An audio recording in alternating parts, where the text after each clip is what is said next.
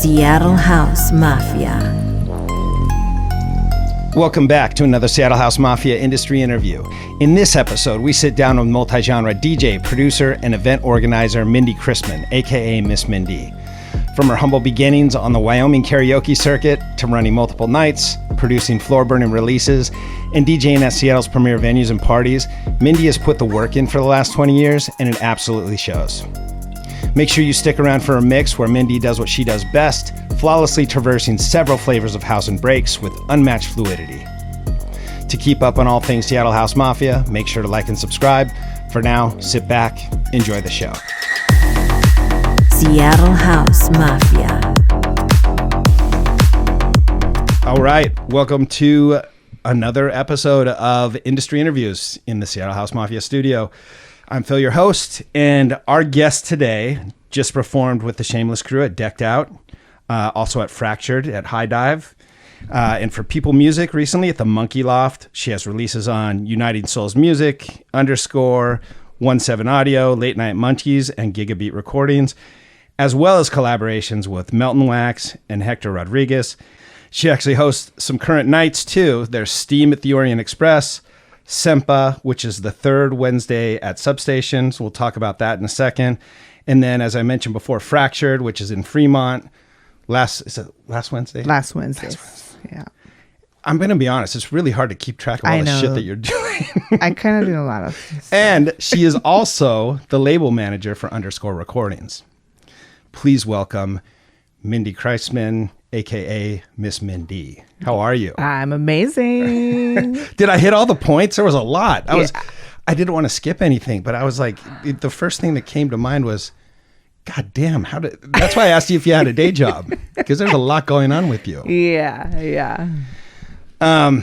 Well, first, I always like to start off with a little story about how we ended up connecting. So, you know Sherman Crawford. Mm-hmm. I don't know how well you know him. Buddy of mine, I just really got to know him this year, sort of at the tail end of COVID. And he came in, did an interview and a mix.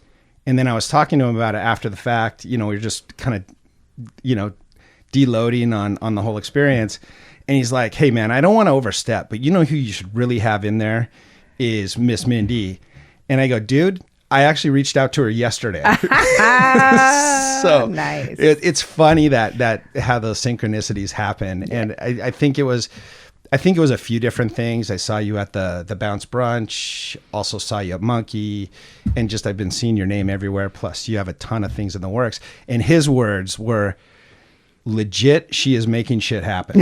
That was Sherman's words exactly. So well, thank you, Sherman. Yes. I appreciate you. Yeah. So well, let's talk about that for a second. I mean, you're putting out music, you're playing with a bunch of different crews, you're running your own nights, you're collaborating. I guess that's part of the music production thing, and you also have a day job, I just learned. So how are you balancing all that right now? Lots of calendars. Calendar. Yeah. It's all about intentional time, where you put that time. I've also really learned how to automate through tools like Facebook Suite and stuff like that. So a lot of my promotional things, I sit down on a Sunday for 2 hours and I plan the whole week out, and they're all auto posts. Because if I had to live on social media, I mean, I do have to live on social media, but if I have to do all those posts, like running my nights and promoting myself, like I realized that when I came out of the pandemic, it was actually very detrimental to my mental health. So I had just the social thing. Yeah. So I had to find ways to automate and to, so if I sit down, it also helps me not be so redundant. Right. So when I'm looking at everything I'm promoting and all the pages I'm promoting, or me as an artist as well, I can mix up the content in a way that instead of just sharing a flyer each time, for instance, I try to be more creative, and I can see everything with a bird's eye when I sit down and automate it all. So you're essentially having to do what we all have to do in our day jobs at some point, is figure out how to scale, right? How to scale one person doing a bunch of different things with a bunch of different responsibilities. And I think that's one of the hardest things I've found with doing the more creative stuff, is taking that same philosophy of scaling myself and being able to do it effectively, especially with social media, because social media can be super annoying. And delegating too. So it's like, and having boundaries too. So like, you know, I really have to put some boundaries in place with some of the people that I work with, where I'm not necessarily doing all the work, but I'm helping create the work and delegating someone to do the work. So I have crews that help me in the things that I'm running monthlies on. So it's not just me by myself doing those things. I'm just either a leader or a part of the jog wheel that is helping make it happen. Yeah. So delegating is super important, and being honest with your capacity is really the only way that you'll make it. Well, and honest with the people around you. I mean, at some point, like, you know, my crew, Paul and Sangdo, like, we have to be very direct with each other, and feelings sometimes take a back seat when I mean, we just gotta get through it, because there's other things, like there's more important things than our feelings in the moment sometimes. Yeah, and you have to communicate that consistently. Yeah. Wow. So that's very cool. Yeah, I was wondering about that, just looking at the vast array of things you're involved with, like how you, because I put myself in your shoes and I was like, thank you. Especially like throwing nights too, because throwing, I mean, you tell me if I'm my impression out of like producing, DJing, and actually throwing events, I think probably my thought is the most groundwork and the most stress is probably throwing an event. Correct. Yeah. Cause you got to get people there. Yeah. And plus side is when you're out there doing all those other things anyway, they all kind of feed each other. Right. Right. So it's like my involvement with all these different things only helps my involvement with all these things, if that makes sense. Yeah. So if I'm out there being a DJ, I'm automatically promoting myself in all of those things. When I'm asked to come play a break set, I'm automatically promoting Fractured, and I'll bring promotional materials when I go do those things as well. Like most of my business cards just have like a little QR code on them. They're little business cards. And I like have those to hand out as I'm at these events that I'm going to be at anyways, because I'm either playing or promoting, or so it all feeds into each other a little bit. Was there ever a moment where you were self-conscious about doing it that way, like promoting yourself, like playing an event, but also promoting your night, but also promoting yourself, but also promoting your latest release? You know what I mean? I mean, I've been doing this for almost 20 years. Okay. So, I definitely try to be careful sometimes when I'm at other people's events. But if I'm there promoting and I'm playing a break set, like I'm going to promote Fractured. Like that's just the way that it is, right? But if I'm playing like a house music event, I try my best to, and that's another reason why I'm involved in multiple things. It's because, I'm going to promote Underscore tonight, because Underscore is more house music focused. Okay. It's not a breakbeat thing. Right. So I switch focuses and promote Underscore instead. But I don't necessarily think I've been self-conscious about it, just because I've been doing it for so long. Yeah. There is a fine line between like advocating for yourself and like, I don't know. I think I've always contained the finesse and the, but still being humble, you know, when people give me compliments or whatever. Like I don't try not to get a big head about it or think, you know, I'm not going to go around and tell everyone I'm the shit or whatever. Right. But I may tell my best friend that, you know, because obviously you need somebody to gas you up. Right. But staying humble's super important, because, you know, that. Yeah. I love to hear about somebody's origin story. I think it's so interesting. Even if it doesn't feel like an interesting origin story, it's always interesting to me to find out, like, how did you get in dance music? Are you first of all, are you from Seattle? I'm actually from Wyoming. Okay. Casper, Wyoming. Wow. Okay. In the middle of nowhere. So in 2002, my boyfriend at the time, he wanted to be the DJ. He got a belt-driven, you remember those Gemini belt-driven turntables that were like in a clear colored casing, and they all came in a preset pack with a little 2-channel mixer? Yeah. Yeah, so he got that like set, right?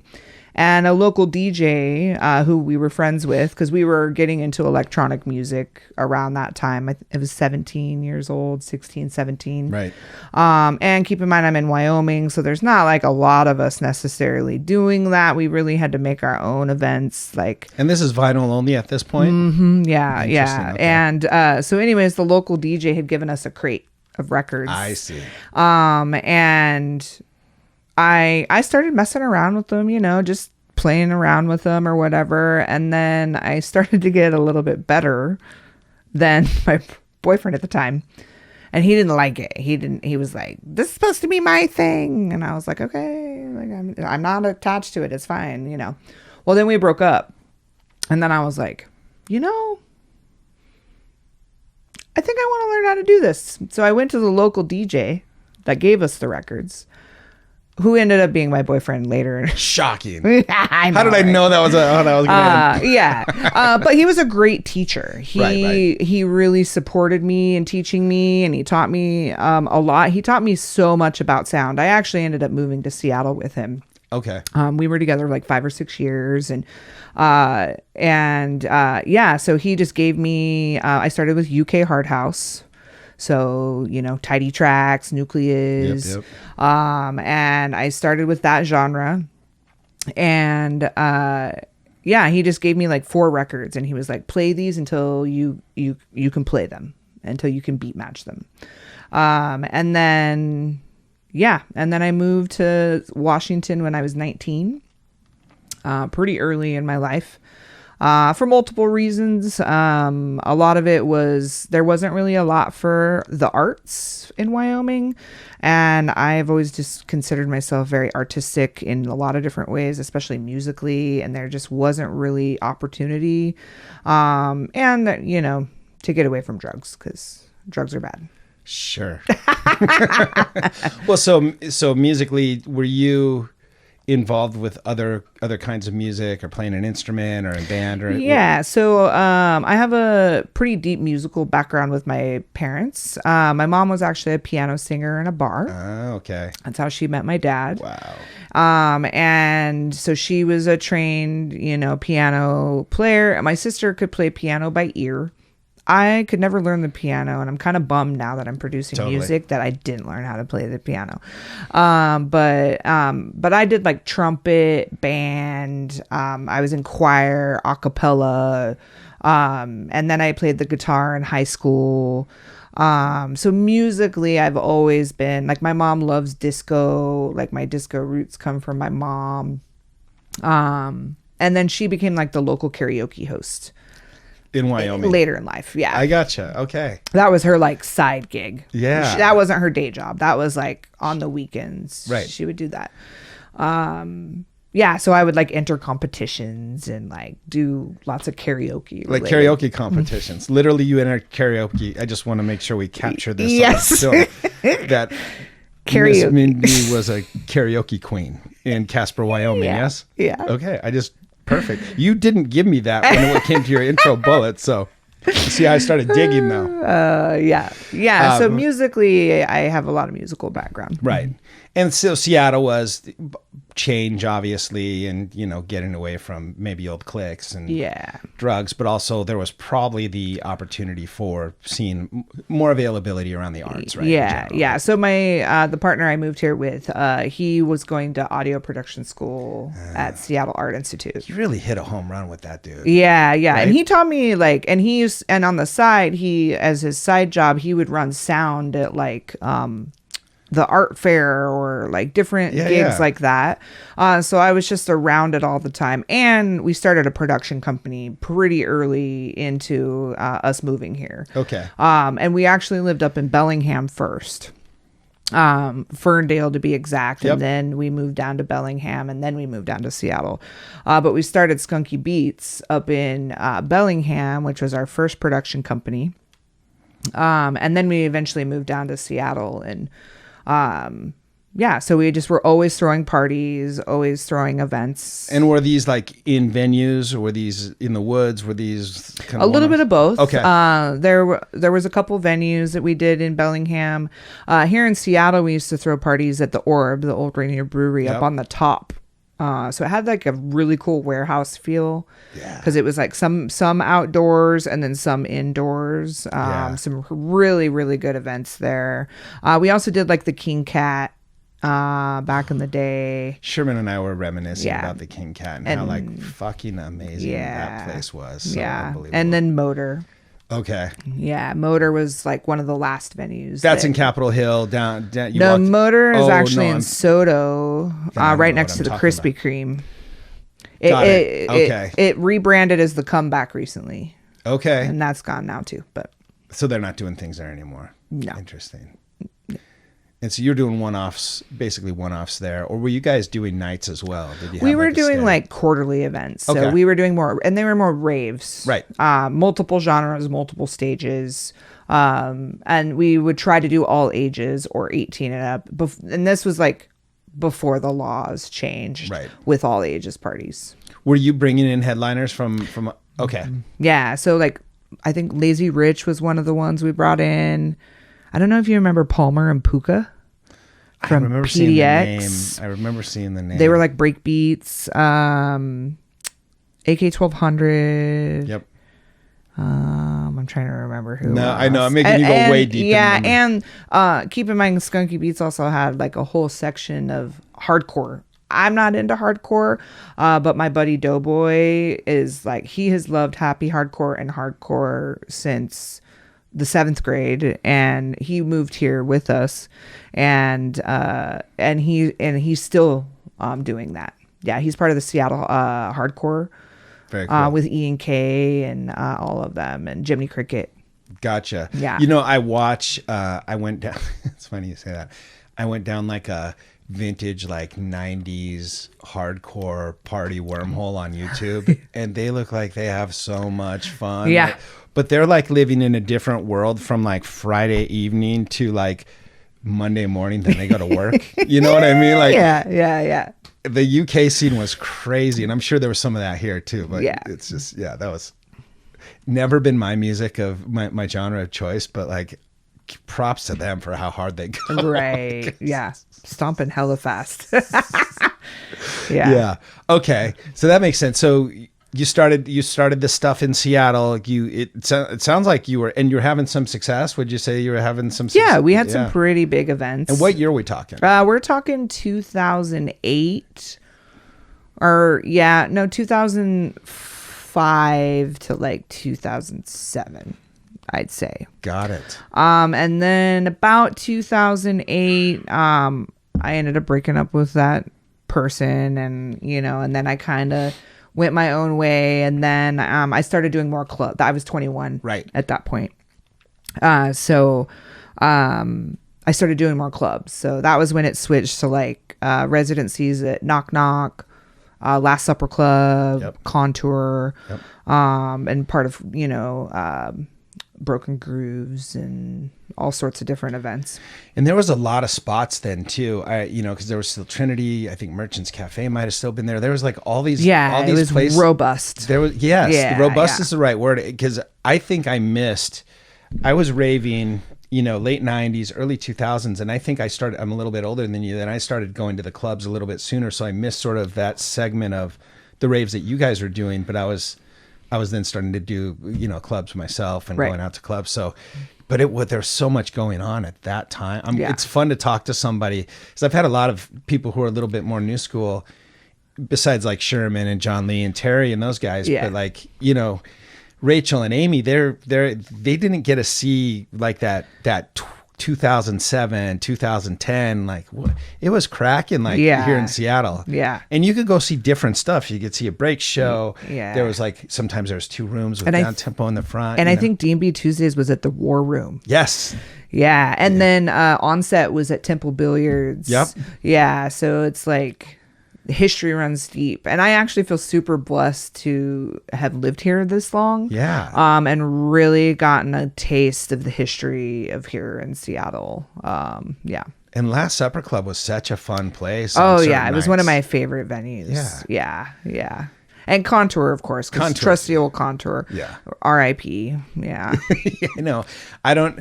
And the sad part, like, I'd love to talk to somebody at some point who's got the history of how, I know some of it was COVID, but a lot of this stuff closed down before COVID happened. Yeah, but yeah. There's just so much drama and history. And Yeah, story and I behind- think Contour was subject to the COVID thing because Yeah. they were open before Yeah. COVID hit. Hmm. So, but you weren't producing music at this point. No, I've only been producing music about 4 years or so. Really started really full time when the pandemic hit, which is pretty common. I've realized in some of like Amy really hit it hard when the pandemic hit because it was like, oh, I don't have all these bookings, I don't have all this DJing, like I have no excuse. I already had started to take lessons before COVID had hit. So talk to me about taking lessons. Yeah. So I started learning from Jason Melton. Okay. So I ended up living with him as his roommate. And I asked for one-on-one lessons. He was also hosting what is now SEMPA, which is now what I run. We used to have a class at our house. So I started taking fundamentals from him before the pandemic hit. Just like production fundamentals. Yeah, just production fundamentals. Okay. So we started making a track together. And then actually John Lee gave me my first opportunity to remix one of his tracks for Late Night Munchies. Nice. I think it was called Lost Away. I think it was called. It's been a little while. Yeah. So I took that opportunity, obviously, even though I was still novice, but I took the opportunity with Jason. Sure. I was like, I want to take the opportunity, but I was like, can it be Jason and I that do the remix? Because I'm not quite, I was still super green. Right. So we did a remix together and it was a really good lesson on, you know, taking someone's stems and remixing a track of theirs. And then from there, I just kind of took off with it and just kind of started making my own things. And I don't make just one genre. Yeah. I have several different genres. I'm a multi-genre DJ, as well as I even have things that I wouldn't even play necessarily. Like I have like a chill step track on my Bandcamp called Dreamscape. I was actually going to ask how close, because I know you play multi-genre, how close your production kind of maps to the genres that you play. Yeah, I'm trying to still kind of find my voice as an artist, but I have the most opportunity in breakbeats. Okay. But I've made a lot of house music. There's so many house music labels in Seattle. It's like the opportunity's like right there for me. I just have to produce the content. Right. You know, and like I was just on Uniting Souls summer compilation and I hit number 3 on the Funky House chart, which was the first time I've even charted that high, which is amazing. But as far as like networking goes and scale of not just Seattle, I've made a lot of connections in the breakbeat realm. Like, why do you think that is? Is it just house is more common, more popular, or is there a bunch of different reasons? Well, running Fractured, you know, like that's, and there is 1 or 2 femme people, in that realm at all, really. That are charting. There's a little bit more now, and there's probably people that I don't even know about. But there's just so much underrepresentation of femme and in those areas that it's like, and I've already made all the networking. Like I know who runs the labels because I've brought them here to play music for me. Right. And in those conversations, I take them to dinner and I pick their brain and I make sure to make that connection. So when I am at a point where I'm making enough breakbeats, they're actually really difficult to make. Oh, really? Interesting. Yeah. You find it harder than making house music. House music's much easier for me to do.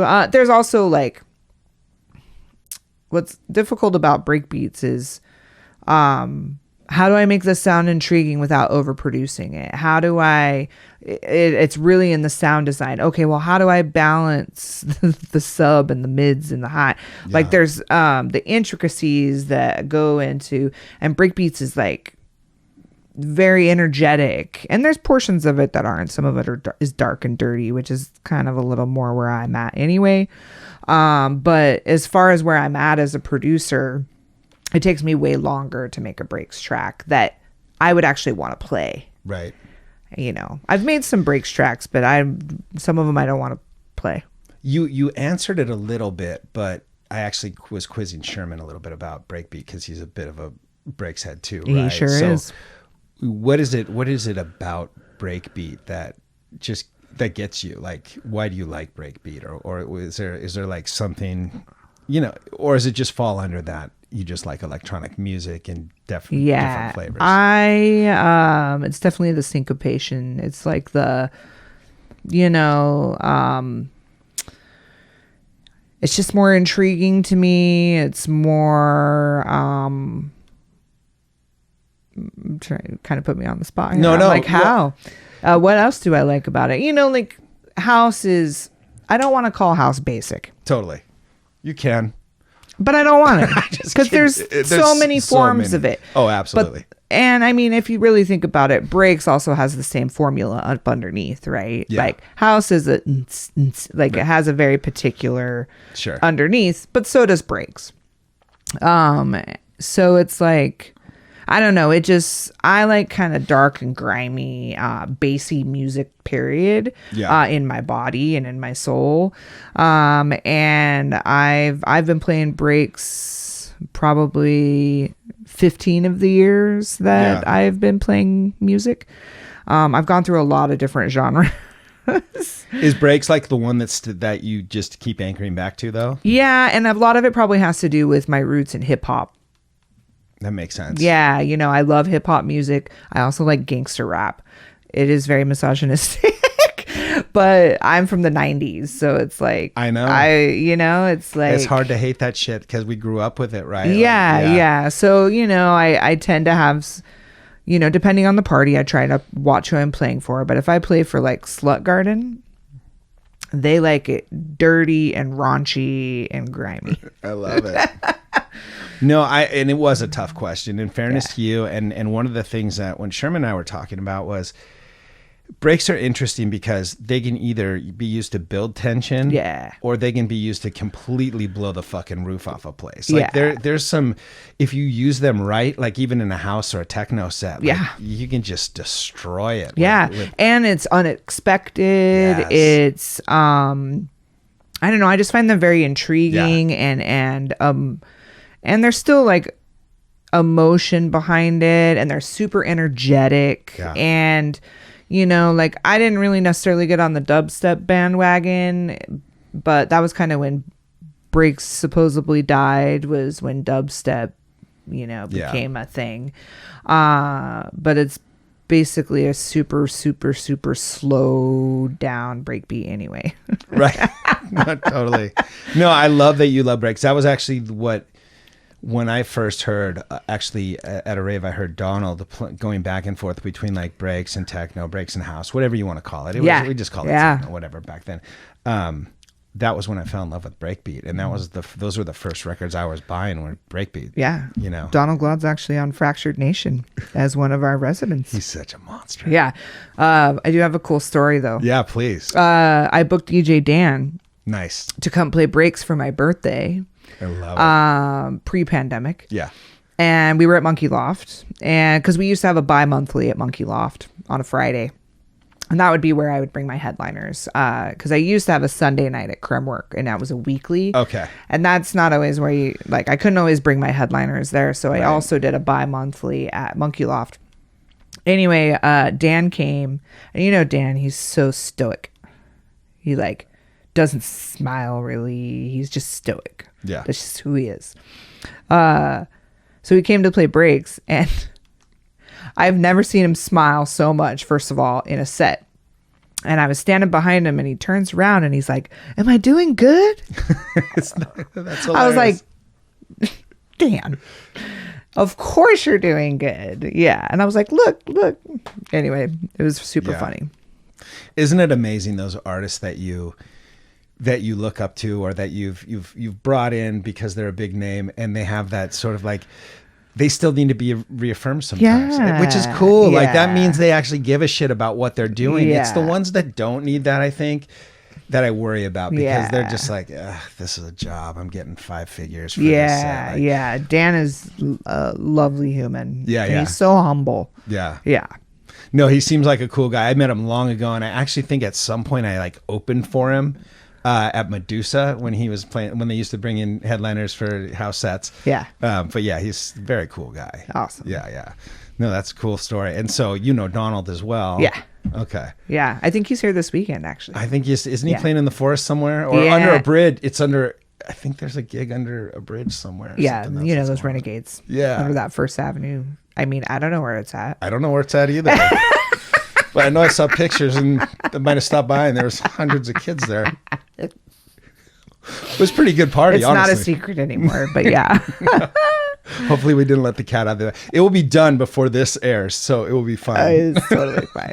They pretty much throw events under that bridge a lot now. It used How to does be, that happen? Do you know? You just got to first come, first serve. You got to show up. And now people are starting to collaborate a little bit. I went under there recently, and there were 3 stages under there. I know. Yeah, and if you park enough cars in between, or if you put the stages back to back like this and point them this way, then they won't bleed.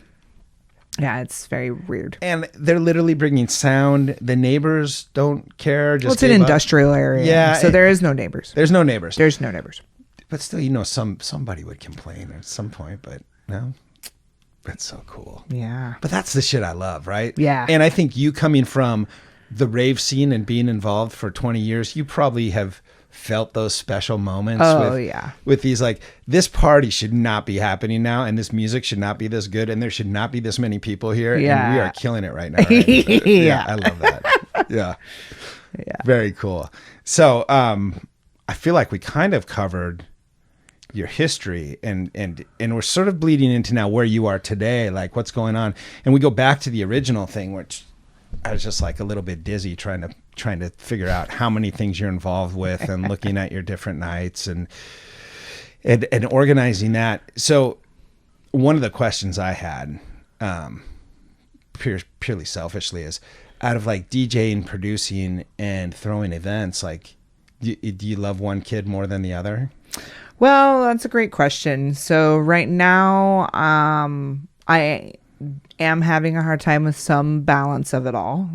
Because I kind of need to choose between, I'm trying to switch my mentality from a DJ focused mentality to a musician and artist focused mentality, which means less DJ bookings. And right now it's summertime, so I'm kind of just letting it fly. I'm just kind of like, I'll make music when I can. I want to stay somewhat relevant and not say no to everything, you know.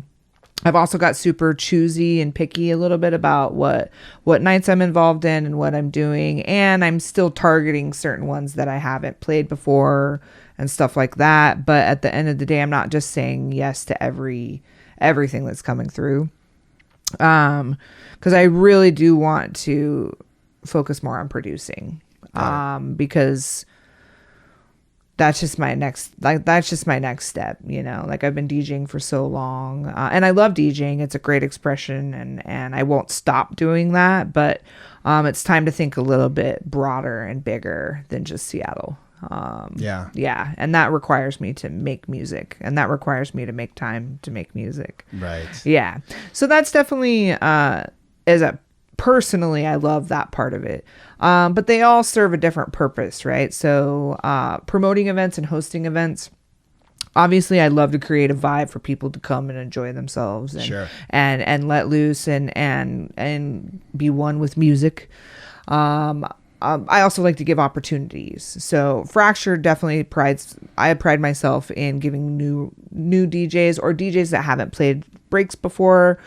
So I do kind of a mixture where I have my showstopper. So I have the one person that is either going to bring the people or is a little more popular or whatnot.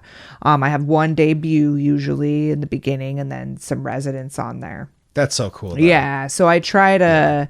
like my next show actually for Fractured is on the 23rd, and it's going to be a drum and bass night because I do drum and bass quarterly.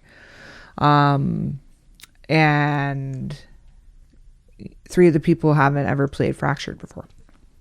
So it's like finding those new people to give opportunities to. So it kind of serves that purpose for me. Yeah, I think there's a misconception, and I've actually been on the other side of this too, where you feel like a crew has a venue lockdown or a night lockdown. They're only letting their favorites in, and they're not. And I think it's really special. And I think there's enough talent here in Seattle where you can do what you're doing, where you're reaching out. Like, you're doing it in a very balanced, smart way. Yeah. It was way easier when I had a weekly, let me say. Oh, for sure. When I had a weekly, it was like way easier to give more people opportunities. Totally. So it's a little harder almost to have to be pickier. Yeah.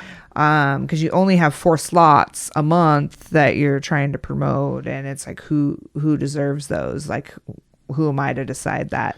You also have to have a successful night, and there's bar staff, and there's a venue, and there's they're trusting in you too, which is what I always thought was super stressful about putting on events, which I never really got into it. Yeah. Well, and Fracture just went through that actually. Like, we had to exit Crimwork, and we were there for 6 years. Okay. For doing a monthly there for 6 years. We were doing a weekly for, I'd say, 4 of those years, and then pandemic, and then like when we came back, I tried to do the weekly for like 8 months, and I was like, I'm going to die. It was too much. I was like, this is way too much work. I had a really hard time grasping everything coming out of the pandemic of like what my responsibilities are, what my passions are, because everything shifted, right? So it's like, what space do I belong in? So I decided not to do a weekly anymore, and I switched it to a monthly. And then we had to venue shop. Was that a decision, or was it? We don't need to get into it if there's drama or anything, but I hear these rattlings about certain venues, and Oh, it was a decision. Yes. Yeah. I won't go into too many detail because I don't want to talk badly or anything. Sure. But it's it was just time. It was time. We weren't welcome anymore in the way we wanted to be, and logistical things were getting messed up, and I was just like, I'm gonna go.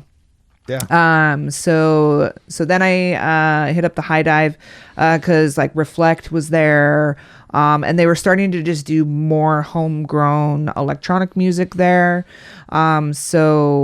And did they have like a management shift or something? Because I remember specifically the High Dive being very live music focused. So they still are. Yeah. And they also own Nectar. So Nectar and High Dive are owned by the same people. Okay. They have been prominently bands, and they still do a lot of bands. Totally. But I've noticed that even Nectar started doing more electronic music, like Future Primitive, and all those different things started to kind of. You go see Farina. The last time I saw Farina, I think was at Nectar, right? Yeah. Played Mushroom Jazz. Yeah, for sure. So I think taking that knowledge and information, they have the High Dive where they can make it a little more local focused. Yeah. And I haven't been able to bring a headliner there yet or anything because I have a Wednesday and it's a little tough to do a Wednesday. But we're starting to regrow again, but it's like being displaced and have to go somewhere else. It's like I have to remind people and re-promote, and we started at the end of the winter time right before spring. Right. So we had some good shows, and we had some not so good shows where no one showed up. Yep. And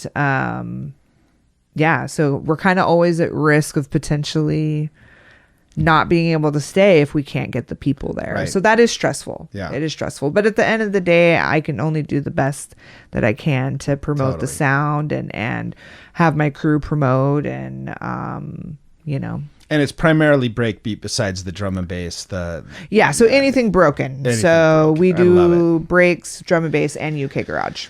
Yeah, and I think that for whoever's listening hasn't explored like things broken, like just go give it a chance. Yeah. You get hooked. I mean, there's a different intensity, there's a different energy. There's it may not be your like core thing, but there's some magic, right, in breakbeat. I always thought so. And one of my favorite things is having house prominent DJs come and explore what breakbeats means to them, you know. And I don't always ask for a mix from everybody. I just ask them that they send me some tracks on like, okay, well, what style of breaks? Like, there's just as many subgenres of breaks as there is house, you know. Sure. So it's like, what kind of vibe are you bringing to the table? I can book around it and whatnot. No, I mean, that's also sounds very intentional and very smart too, the way you think about actually mapping the styles, you know, that makes sense for the night.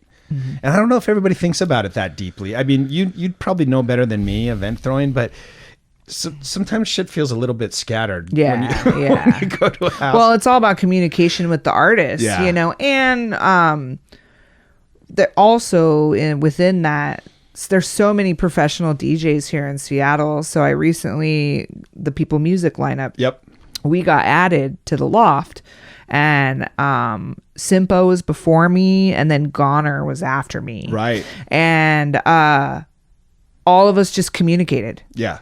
Hey, what styles are you bringing? Yeah. What do you know what you're going to end on?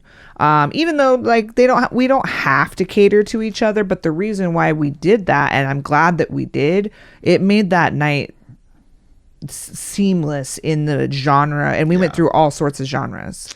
But with a fluidity, probably that wouldn't have been there if you guys wouldn't have communicated. Yeah. Very cool. Yeah. So it's like that happens naturally sometimes, where it's like so many people are multi-genre in Seattle now that we kind of have to just hit up that DJ before us and just be like, hey, what's your vibe? Yep. So we as professionals cannot make our vibe too jarring. You know, work into it. You got to work into it. No, I agree with you. Like, it can be a little bit abrasive sometimes when you hear that hard. It's like it's like a gear shift. Sometimes you're like, whoa, okay, new DJ's on, I guess. Yeah. So, no, and I think it's fun for a DJ to be able to come off another DJ's vibe in a way that feels cohesive and challenging, and then get into their own shit without it just being like a punch. You know? Right. Yeah. And not every situation's like that. No. You just have to come prepared with an arsenal. Totally. Yeah. Totally. I totally agree. So outside of all this music stuff that you do, well, two questions. What do you listen to at home when nobody's watching you, when you're not performing, when you're not playing? Like, what's your go-to? Is it gangster rap? Be honest. Sometimes. Me too. Sometimes that's my mood. I definitely have like I really have been into like African hip hop. So like Samba the Great is a great example. I would say it's a little more on the chiller side, but vibey. FKJ, like that.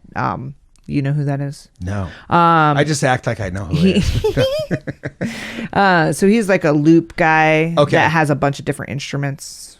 Got it. Yeah. So he has some pretty good music, like neo soul or funk, acid jazz. Yep. And then like at work, I'll listen to like lo-fi or chill step or something with no words. That's just instrumental. Cause I can't listen to words, when I'm working, cause it sometimes distracts me. And then, you know, I'll that's also a good time for me to like listen to other people's mixes, or like if there's people that are sending me stuff, I'll try to listen to it at work. When I have a time where I'm going to be sitting at my desk for an hour or whatnot. Gotcha. Yeah. Is it fair to say, like, for the folks that are listening, like, is that one of the ways you operate and discover new talent, is people send you mixes? Is that a pretty common practice? Is that it's still a pretty common practice. And you're pretty open to it? Yeah. I am definitely open to it. I may not always give feedback on the thing or whatnot, but I love when people send me mixes of what they're doing, and whether or not they want to be booked at Fractured or booked somewhere, you know, just sometimes they'll just send me mixes to just ask me what I think. I also have quite a few artists, because I'm involved with SIMPA, that just send me tracks for feedback. Got it. Outside of class. So Yeah, and I don't want to skip the SEMPA thing because I think that's super important. It is super So let's important. talk about that for a second. So what, like I'm a 2-year-old, what exactly is it? So SIMPA is short for Seattle Electronic Music Producer Association. Okay. It's a mouthful. But it originally was a class that started in Jason Melton's basement. And then it kind of grew when we all moved in together. We were hosting classes at our house weekly. And it was very like intimate. And Amy actually started there, her career there. So like what was cool is we could take the people that needed to learn fundamentals, they could go upstairs and learn fundamentals with Jason on a smaller group. And then the more experienced people would stay downstairs and like jam together, or we would like talk about something a little more intricate or experienced. Okay. So we could separate the two. Unfortunately, we don't have that now, but and then the pandemic hit and we did take it online. We did a lot of online things. So we had 3 roommates. We were all good at AV and stuff like that. So we took our feedback sessions online. So people still had something to look forward to get feedback from us, as well as in the chat and like all that. And then Jason decided to be a digital nomad and leave the country. Good job, bro. Good job. Mission accomplished. Yeah. Goals. Yeah. And so he kind of was just like, hey, like I'm going to be leaving the country. So I was like, okay, so either this dies with Jason, or I just take the baton and just run with it. So you take your full plate and you push like make a little space, and now you're. But it actually has become a top tier of what's important to me. Yeah, because so we started doing a monthly at Timber Room. They were allowing us to do it there, and basically what we do is we meet once a month and we'll have someone either come do a producer showcase or one of the moderators will teach something for an hour, and then we would do track feedback, but you get to listen to your track on the loud sound system that is made for a club, which nobody gets to do if they're producing in their bedroom, right? yeah. And like they may not be DJs. Yeah. They may not have the opportunity to go to a sound check where like I'm going to be sound checking twice this month, where I'm just going to put it on the sound system and I can sound check my own stuff with my own stuff. Right. Like I have that access, but a lot of people don't have access to that. And some people are shy and some people don't necessarily want to do that. Also, it's like playing your track in the middle of a set and not knowing if it's going to sound good, is intimidating, you know? So it was actually, that's what people ended up loving the most about it. But we also do remix contests and stuff like that. Yeah. So we work with local labels, and we've done a Late Night Munchies one. We've done Underscore. So now we're at Substation, third Wednesdays of the month. So AC Lewis, thank you, has allowed us to use his space every third Wednesday. Nice. And summer has dwindled a little bit in the class attendance, but fall time has been super, like 20-25 people coming, you know, and I just love the student aspect of, and like I've also met people, and now that I have my own studio space, I can invite them over and be like, hey, you don't know fundamentals, because we don't really have a fundamental area of the class. So I kind of try to offer my time when I can. And if people get on my calendar, like I'll honor that time. They just come over to my house and hang out for a couple hours, and then I show them how to do fundamentals. So is there, like, how does somebody get involved? Is there a cost? Like what's it's free. There's no cost. Just show up. Wow. We also have a private group. So if you can't attend in person, that's fine. We also stream on Twitch when we're doing the classes, and then the classes stay live on Twitch for 14 days. So we actually just had Quadrant and Iris who do drum and bass. And then this month we actually have John Lemon from Viva Recordings. I might know that guy. Yeah. John's amazing. Yeah. And he's actually going to be sponsoring the next remix contest. Wow. Yeah. I love being surprised. Like I said, I'm not going to beat the dead horse about how busy you seem, but I just love hearing how much you're sort of giving back in your own way and supporting the community in your own way through these different avenues, whether it's listening to some random DJs mix and giving them feedback, or helping DJs or non-DJs make tracks and letting them hear. Like, that's pretty fucking awesome. Thanks. Yeah. No, I had no idea about some of this stuff. So this is really cool. Yeah. This is why I like to not know somebody super well when they come in, because it's like I'm just so surprised. That's very cool. Yeah. Well, okay. So all that, what's the future look like? Like, are you on the path? I know you talked about maybe DJing. You want to go bigger on the production side, maybe national, international. But is that to facilitate more DJing, like festival type things, or what's a the little vision? bit of both? Okay. Yeah. So, I would like to have some tracks under my belt so like next year I'm going to go to Winter Music Conference. Hell yeah. And I already have the connections there. I just got to get there, and I'd like to have some music under my belt. And I produce music with Gigabeat Recordings, who does like a pool party during that time, so like I've already made those connections. I just got to be like, hey, I'm gonna come do the thing. Yeah. I'm really trying to advocate for myself a little bit more in these bigger spaces. And then I play out of town sometimes. I'm gonna play in Sacramento in November. Fracture related, So it breaks. Yeah. And Fracture's actually in 6 cities. Yeah, I didn't know this either. Yeah. Okay. So Fractured is in LA, San Francisco. We're actually not in 6 cities anymore. I lied. We've had a couple chapters that haven't survived. Right. But Phoenix, LA, San Francisco, Seattle. We had a Portland branch. We're still trying to figure out some things there. And then we originally had a Vegas branch. But Simon Apex is doing an event called Movement there now, which is basically breaks. So we're just we don't care who it is. It doesn't have to be Fractured. We just want more break beats and more people doing break beats. Right.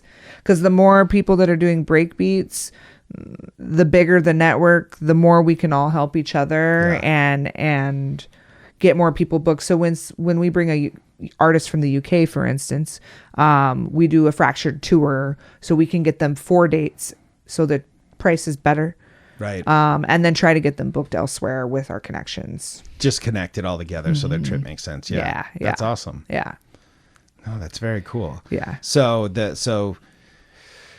I see the expansion. Is there any other like maybe big goals that you haven't shared with anybody that you want to share with us that you're looking to do in your future, late term? Like, what's the vision? My vision is like, I really need to hunker down this fall and make more break beats. I have a couple that are almost done that I need to get out there. I want to be on more breakbeat labels. I really want to try to be like, I'm already this face of breaks already. Right. And not just breakbeats, like I make house music and I still want to make house music. For sure. But as far as traveling as a DJ, getting booked as a DJ outside of Seattle, I feel like breaks is going to be a little bit more tangible for me. And then I also, another person that you might be interested to have on your show is actually Erin Bailey, EKB. So she is working with CG Agency, and she's really in my corner to try to get me more exposure outside of Seattle. Very cool. And we brought a DJ from Spain here. Raul is his name, and he was so humble and amazing. Yeah. And we booked him. We were supposed to be at Cremwork, but things happened and we ended up at this pot shop. It actually ended up being a really cool Halloween party. But what I liked about him is he just like showed up. Like, I was like, hey, I got to go to the venue early because I had to like decorate and stuff. And it was like, I had to create this venue out of nothing, you know? And he was like, no, let's go to the venue. And he was like putting up decorations and like moving ladders. And like that just reminded me like that wholesome community thing. And I was like, oh, okay. So I'm hoping to maybe go to Spain and use that connection. I'm betting it will work in your favor. Yeah. And you did bring up one other thing that's funny is that I think a lot of people, when they think of DJing, you know, the maybe in the beginning, right, they don't understand. And that's why I was so interested in the events, because there's a shit ton of work on the front end. There's a shit ton of work during the event. There's a shit ton of work. Like when that event's done and everybody's out, you just got to pack up the decks and do most of the time, right? Like there's a lot to it. That's one thing I like about clubs, though. For sure. I kind of can just show up. I can kind of just show up, tune the sound, make sure people have what they need, and be an actual host and not have to worry about running around doing all of that stuff. That's one thing I like about that. But like there's still that fun excitedness in I got to get a sound system here. Yeah. I think we should get you on the decks because, you know, I'm going to share a little secret that when you actually messaged me on Facebook Messenger and you said, does it have to be house? And I said, no, get fucking weird. Like, no, like, yes, Seattle House Mafia. And yes, we love house music, but like, no, I want to see what you want to play when you want to play it, when there's no other pressure besides you just like laying it down. You know what I mean? So, we're going to get to that. Is there anything else? I know you're playing part of the Viva 12-hour at Monkey Loft, right? On August 19th. Yep. And that's also John Lemon's thing and the whole Viva crew. That's going to be a badass night. And Amy's actually after me. Nice. And then I also do have a release coming out on Feral One. Okay. Their compilation on the 25th of August.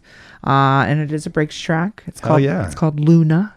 Nice. Yeah. Is that a solo deal or did you collab on that one? That one's a solo track. Oh, yeah. Yeah. And I'm super excited to be on that compilation and just to have another breaks track out there. I technically only have one on a breaks label.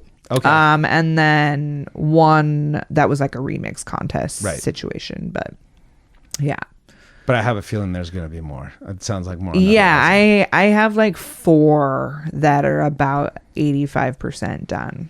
And I don't know you well, but it seems like when you laser in your focus, shit kind of gets done, right? Yeah, I also don't want to release anything that I'm not like 100%. Yeah, I mean, 95% because we're never 100%. We always find something we want to fix.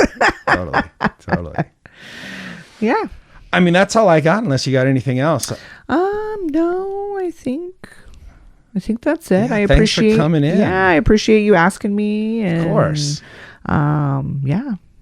Yeah, no, thank you for coming. Thank you for taking the time. I know you got a busy schedule, so it was great to have you here. Great to get to meet you. Well, I met you, but actually get to know you, which is what I really like. So yeah, let's cut you loose.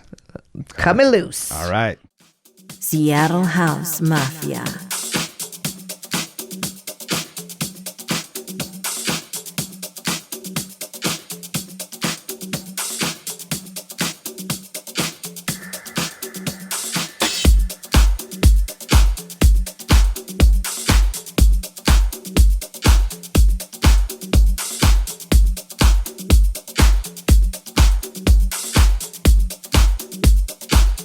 Watch me bust they shit.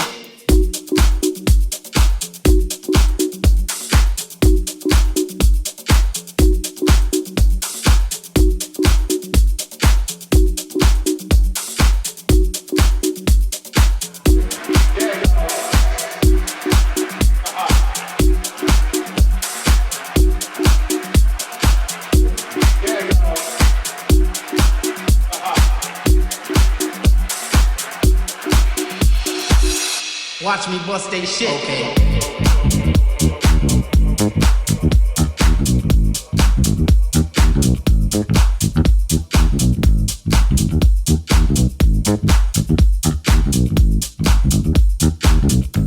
Once again.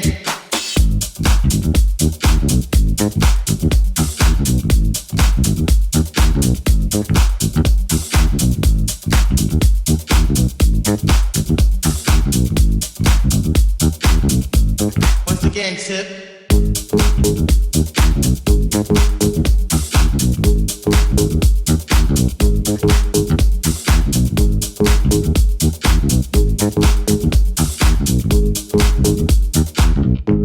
Once again, tip.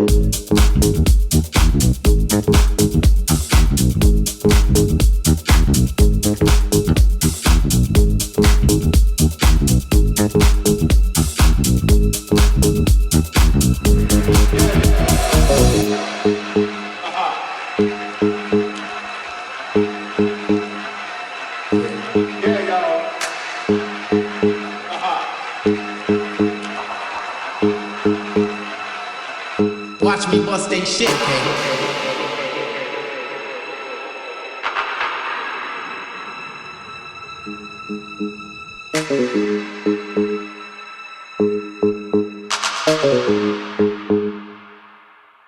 Once again, tip.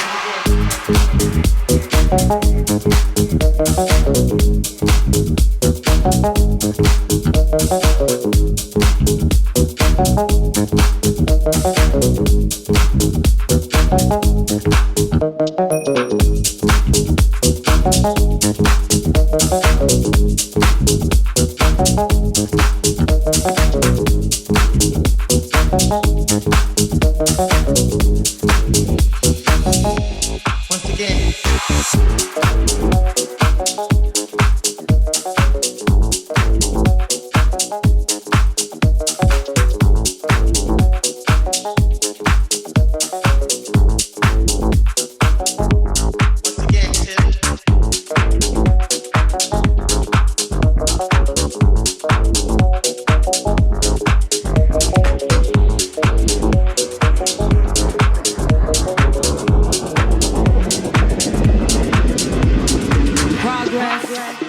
Is impossible without change.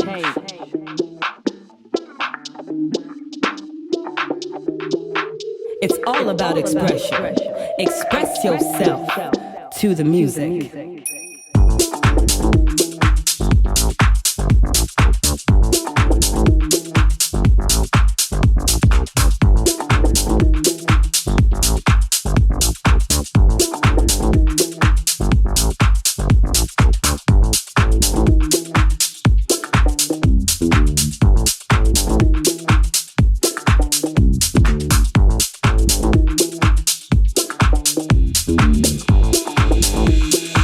Express yourself.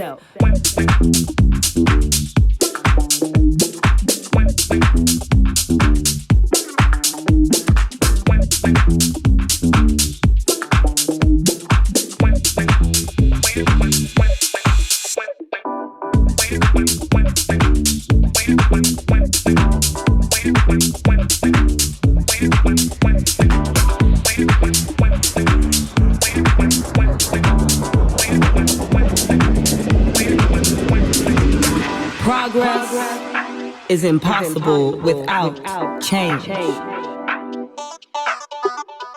Are you giving up your life to live up to other people's expectations?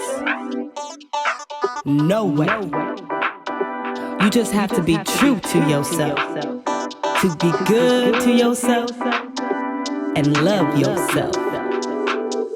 It's all about expression. Express yourself to the music.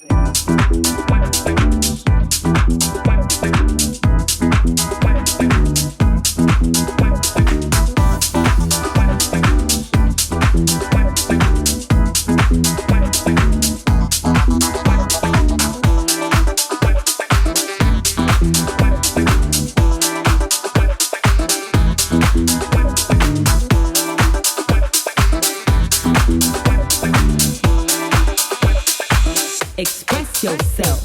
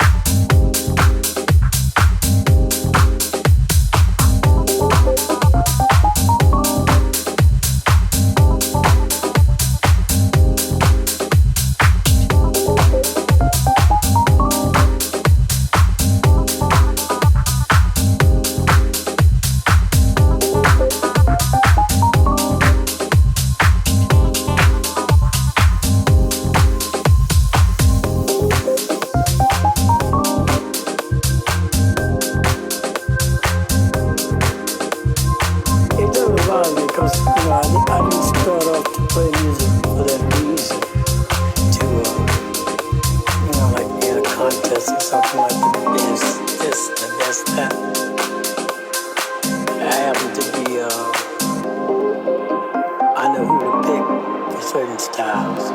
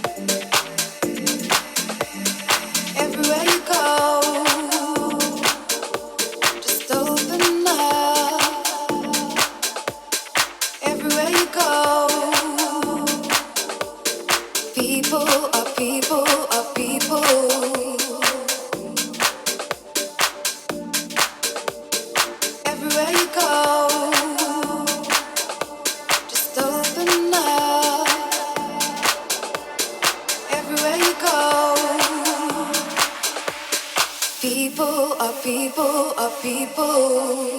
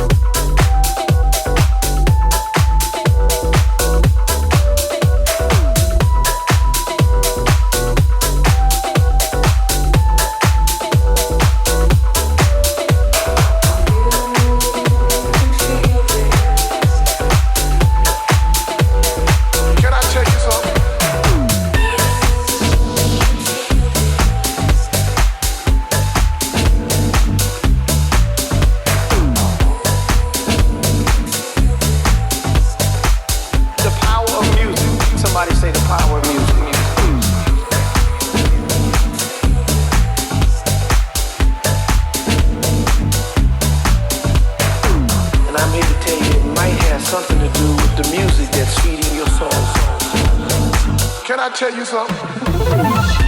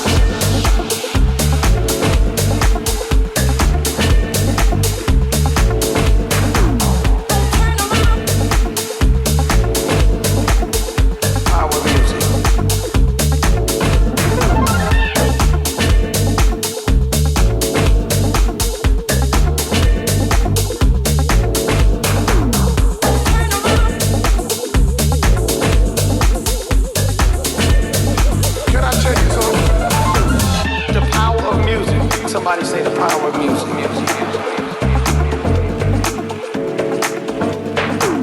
I don't care what community you live in, I don't care what nation you live in, I don't care what the circumstances in the culture or the society might be. The power of music. Somebody say the power of music. And I'm here to tell you it might have something to do with the music that's feeding your soul. The power of music. Somebody say the power of music.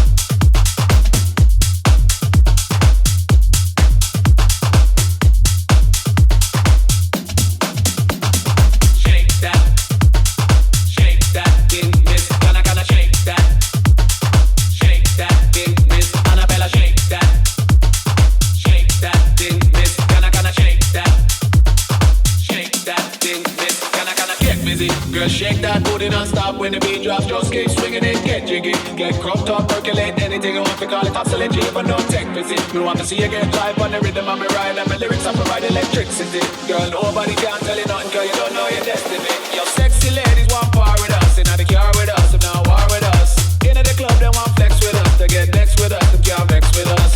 From the day me born, I ignite my flame, girl, I call my name, and it is my fame. It's all good, girl, turn me on to the early morn, let's get it on, let's get it on, let's get it on, let's get it on, let's get it on, let's get it on, let's get it on, let's get it on,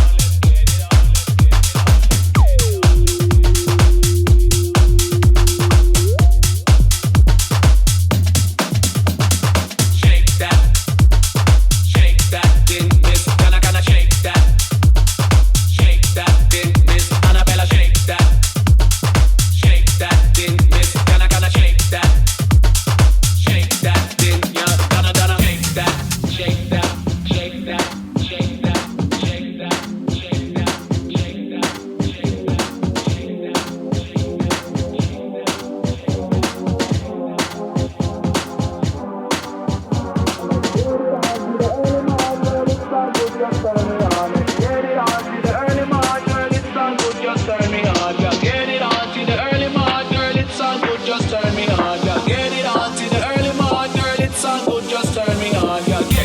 girl, shake that booty non-stop when the beat drops, just keep swinging it, get jiggy. Get crunked up, percolate, anything you want to call it, oscillate, but don't take pity. We want to see you get live on the rhythm of me ride, and my lyrics I provide electricity. Girl, nobody can tell you nothing, girl, you don't know your destiny.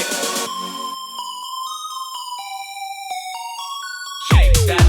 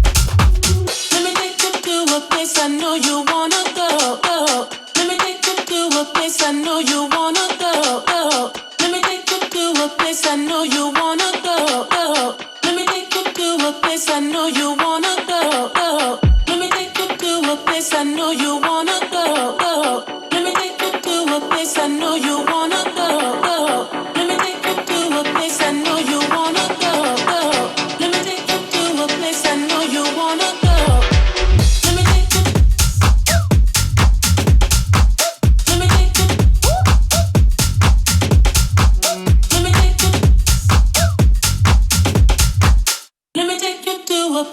know you wanna go. Let me take you. Let me take you. Let me take you. Let me take you.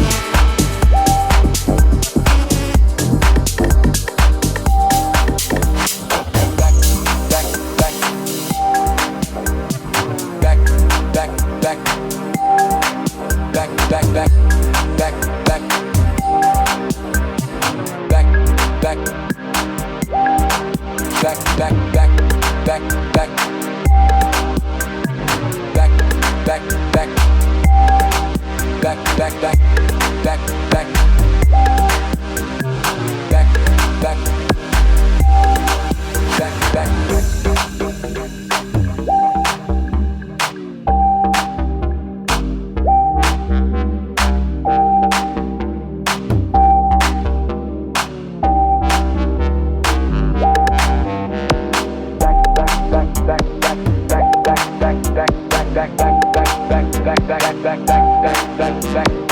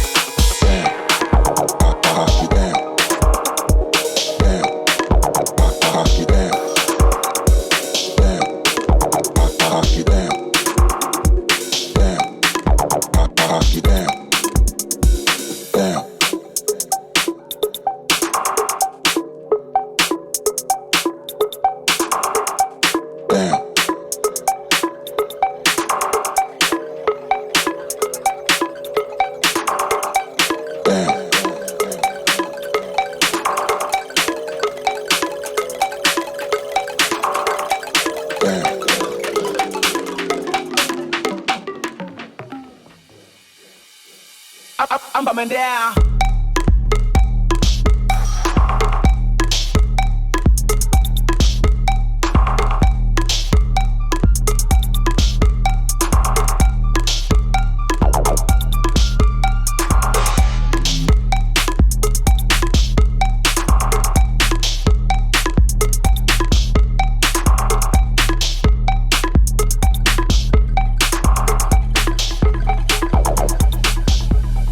I'm coming down.